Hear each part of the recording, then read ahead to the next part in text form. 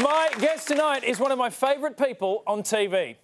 Lisa Wilkinson is the badass of breakfast telly. Thanks very much for the interrogation. For over 30 years, she's been a fixture of Aussie media, running Clio and being the youngest ever editor of Dolly magazine. Thanks, Dolly Doctor. You got me through some tough times.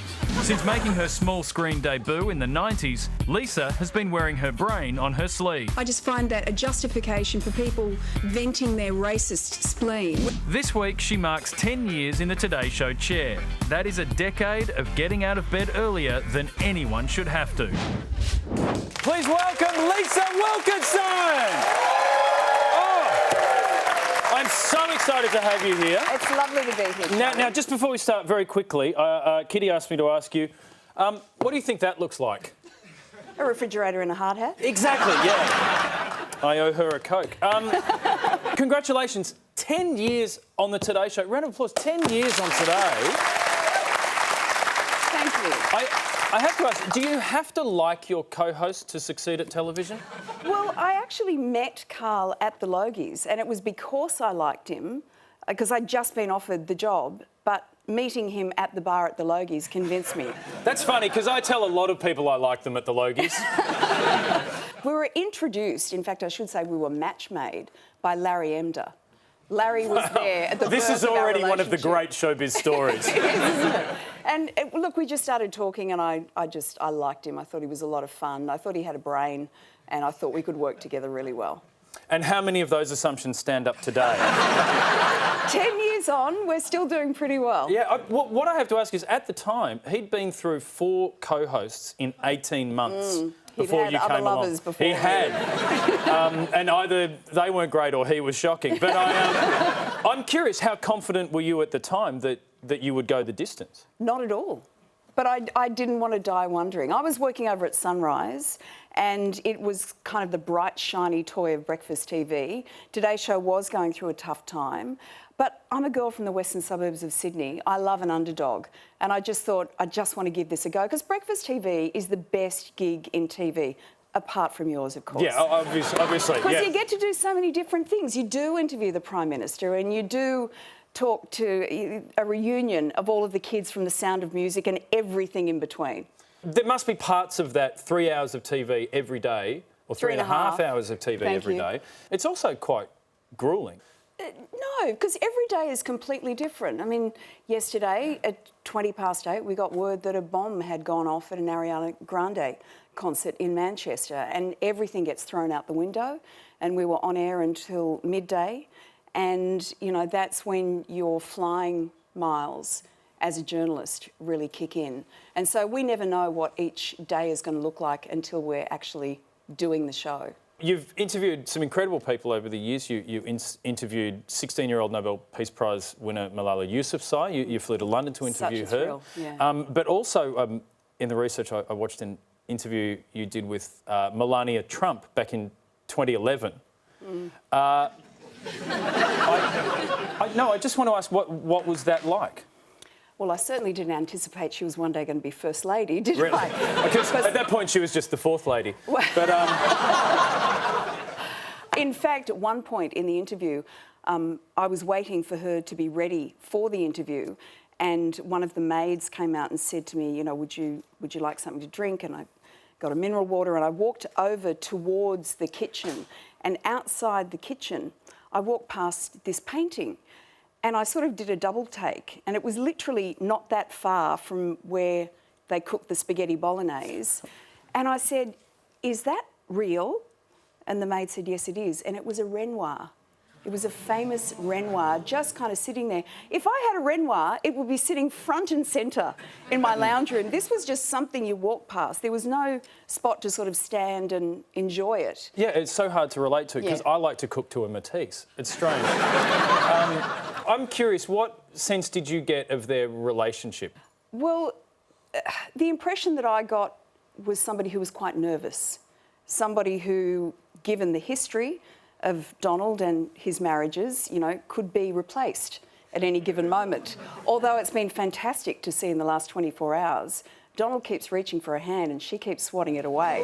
So maybe there's been a power shift. It's like this tiny little soap opera playing out great. all across the Middle East. It's wonderful. I mean, he could bring peace between the Palestinians and the Israelis, but he's never sorting this out. He's screwing up the marriage right as we speak.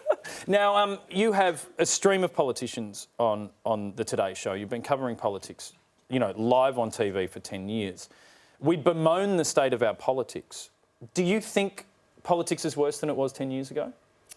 I think the problem we've got now is we have followers, not leaders. And I've been on the Today Show for 10 years now. I've interviewed six prime ministers in that time. Now, I think that says more about the state of politics in this country rather than my longevity as a Today Show host. I think that's a sad indictment on the way party politics works now and populist politics works. It's funny, you sound like you have a very rational and philosophical approach to interviewing politicians and talking about the issues of the day. Your competitor on Sunrise has just rehired Mark Latham and had him on TV as recently as last Friday. Any thoughts on that?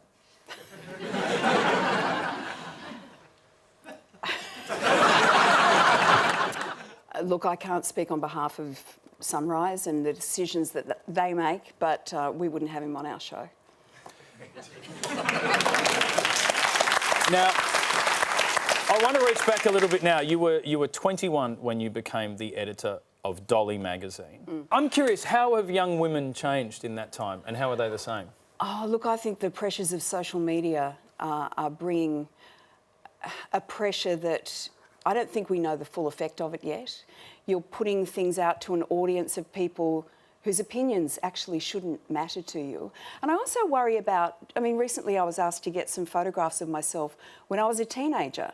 And I didn't take many photos when I was that age, and my parents didn't take many photos.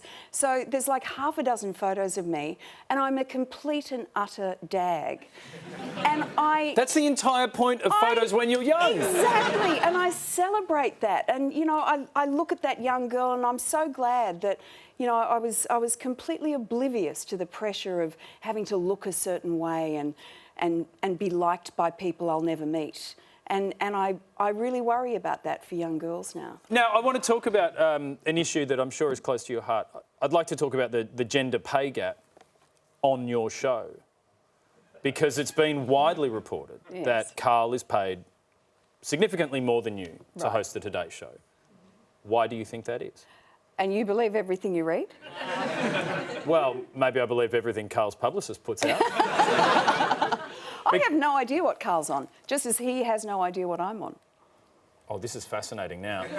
You never thought of having a friend-style pact that you both get paid the same? No. Right. I suspect that's bullshit.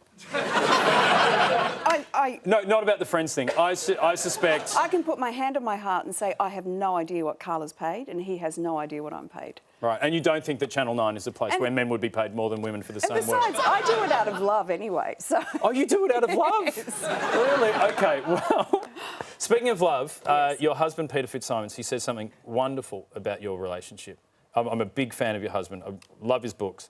And he said, we have 50 blissful days a year, 300 pretty good days, and 15 shockers.